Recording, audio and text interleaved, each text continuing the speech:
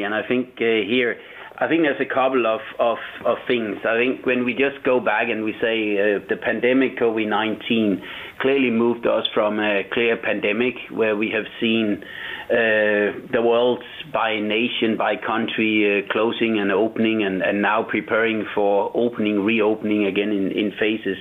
But there's no doubt that we are reopening societies with I will call it a small headache in so much as saying we have increased the debt levels, and therefore we have also, whatever we like to call it, we have put the world into a recession-like economic situation, which of course then leads the question into how should we then do the recovery and what should be part of that recovery, where, as you wouldn't be surprised, both from a personal and from a company perspective here, I'm a strong advocate of that we consider to bring the renewable energy and the renewable industry as part of it, just because it's because it is efficient, and by the way, it creates and secures a lot of jobs for both now and also for the generations to come. Do you think that here in Europe, at the European level, there is the political will to make renewables a major part of the recovery plan?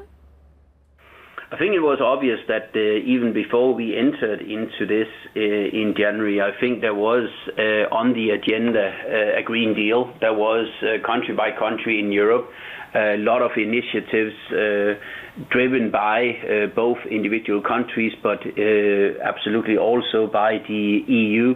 So Europe as such have clearly seen and grabbed this. And I think it makes a lot of sense, because Europe is one of the areas where we have seen that it requires very little subsidy, if any.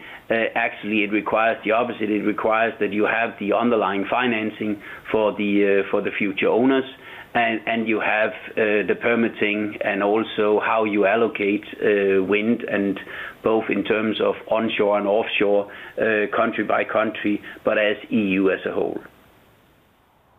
Henrik, I want to make this personal, and it's great to speak to you, my friend, by the way. Look, I managed to buy some heating oil. I live in the countryside. I paid 16p a litre for it the other day, which is around about a third to the quarter of what I often have to pay when oil prices are $50, $60 a barrel. With all the best will in the world, I would love to put up solar panels or ground source or even a small turbine in my plot, so to speak. But if I'm paying 16p a litre, why would I? Economically, one's worried about the future. You buy energy as cheap as possible. Do you fear that's going to be the case in countries such as India and elsewhere that are trying to make the transition?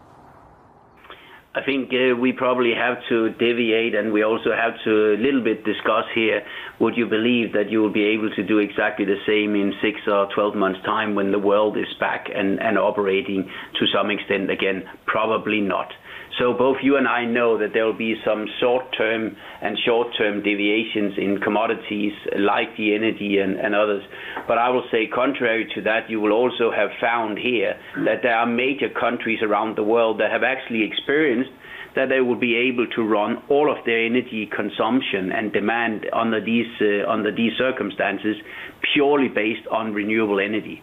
That has led to that some countries can suddenly see mountains, and they can see other things, and they can actually be outside. And it's not more than 24 hours ago I spoke with a number of our Indian, both colleagues and customers, and actually they said they've never had a better outdoor quality air than they've had in their whole life. And this is just down to literally just a couple of months of close down.